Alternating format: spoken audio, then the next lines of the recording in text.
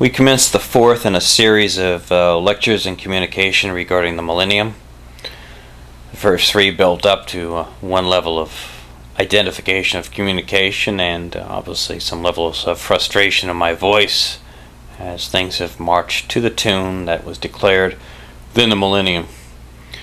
And regrettably, it's the same wearisome situation where a confluence of small minority of people have the influence due to the manipulation of affluence to continue with their chicanery of how things should be directed in this country. Of course, we'll be reaching more dangerous levels soon as the Mexicans have basically taken over the airwaves in Southern California with their Univision Enterprises, where there's probably about 2 or 3 talk radio show stations, and the rest is everything in the Spanish language now, and that will grow to be a greater and greater preponderance in the near future. As it grows greater, those radio talk stations that are in English now will be droned and drained out. Their amperage won't reach. They'll be vying for the air space that the Mexicans will continue to teeter in on there till you can't hear a thing except in Mexican, which means you basically have been consumed and destroyed here in the Southern California basin. Today is December 21st, 2001. It is presently 13 years to the day since really my wake-up call, which was Flight 103, went to destruction.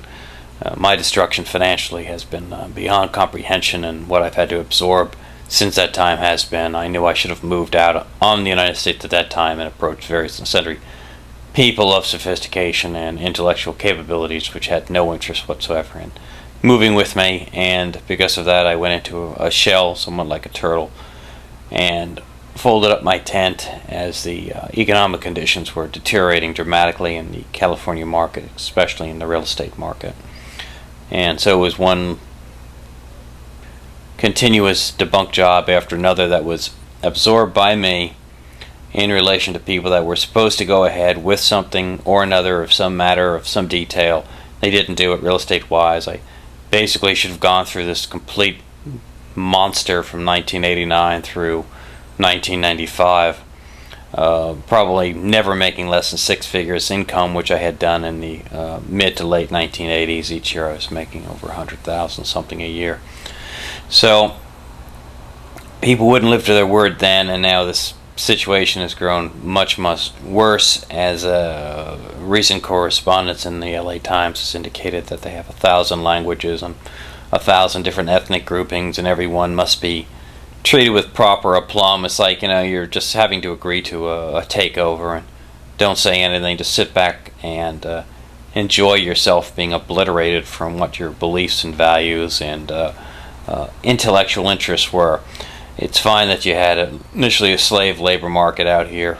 It was enjoyed by basically the apparel business and some of the other manufacturing ends of business, and that created an enormous amount of drive for Latinos to march up over our borders and take positions that were not considered of a nature that was of any interest to people here in the States. Eventually, when things developed, they became so many of them that they didn't want to provide these people with the extra benefits, medical and whatever. They took everything offshore, which is basically large corporations and the Jewish entrepreneurial community. A community basically consists of utilizing your funds for their enterprises, and they go to the banks, savings loans, thrifts, industrials, anything they need. Pop, out goes the million, 5 million, billion, 10 billion, 20 billion for whatever they come up with, or whatever you came up with an idea that they're going to capitalize on. You cannot capitalize on anything unless you have an ability to have capital to bring it forward. This has been enormous drudgery and stress and strain on my body parts of an indescribable nature, as I've had to go under such devastating conditions just to be alive today, to have the pleasure of doing what I'm doing, which is communicating with you. And it was done through my family members having to come with some levels of money to keep me surviving, but keep me strangled at the same time. They had really no interest in my moving out on a political forum, or if I did, good luck and do it at your own expense. And we'll reap the benefits.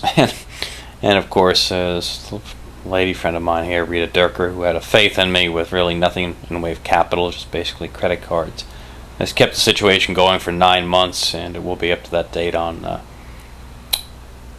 24th of December, who I owe an invaluable thank you and graciousness and whatever I can provide in future years for her under this rather barbaric conditions that I've had to absorb myself in. And I still have physical parts of my body damaged from the devastation I absorbed from August through March of August 2000 through March of 2001 on my own, not only homeless, but I mean just completely devastated. Anyway, I guess I could state myself to be Johnny Walker, as I had to walk around with no vehicle for mobility and no home to reside in. So I guess that's kind of an apropos statement to the Johnny Walker situation over there in Afghanistan, although I'm sure someone will help him in writing a book in 6 months and he will be worth countless millions of dollars and move on his merry way to whatever he wants to do in his life. He will have exceeded all Quranic or Quranic expectations, but even economic expectations from an intellectual standpoint. So with that, I noticed today that the Marines are going to go in with thousands of troops to go into these very precarious mines and shafts and caves and dwellings that the Afghan Arabs and Pakistanis and whatever were up there, and possibly maybe we need Mr. Walker's father, who's an attorney, and the en masse grouping of the complete attorney profession to charge up the hills into the caves and seal them off and start taking back this country from this rather cynical, maniacal, manipulative mentality that exists here in the United States, which unfortunately has left a stranglehold on everybody. So, as a patriot, I'll see whatever I can do to move forward. Nobody can beat my intellect, so obviously there's no interest in me being on the news. I'm not news coverage, even if everything is correlated in time to my events and happenings previously in my life, or currently to my level of captivity by not being able to bring out the millennium. And I can see how bringing out the millennium will be even more difficult in 2002 as the invasion of this country has become reached a greater and greater stage where even the people living in luxuriant lifestyles in the Colorados, Montanas, whatever, that fled the inner cities will find that they're eventually going to have to figure out how they're going to take back cities that they sold themselves out from, allowing the enterprise to move generally within a system of fairness within the communities. With that, I just want to make one last statement. It was offensive to some Cambodians or Asians or Mexicans or whatever that my friend Rita Durker placed on a note on her notebook at her office there that the Japs bombed Pearl Harbor on December 7th, identifying the day.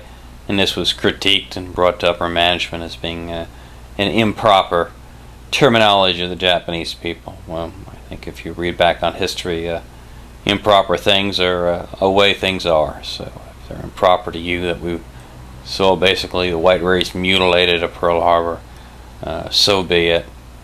And as you see, most of all the troops that are doing their online fighting in Afghanistan and taking the injuries or dying were Caucasian, which is of course another rather discomforting look at our ratio of the situations today. Came out with an article December 20th stating that Mexican babies are more healthy than other ethnic groupings, which basically is Mexican to 62%, Caucasian 34%. Possibly the stress of making your kids today is greater for the white race because their kids all have to go to private schools to try to get away from the ignorance and belligerence of the Mexican community that is in the public school system, where nothing can be learned and everyone's out to either have an altercation or take you down or strip you of your ideals or values or your patriotic comprehension of life.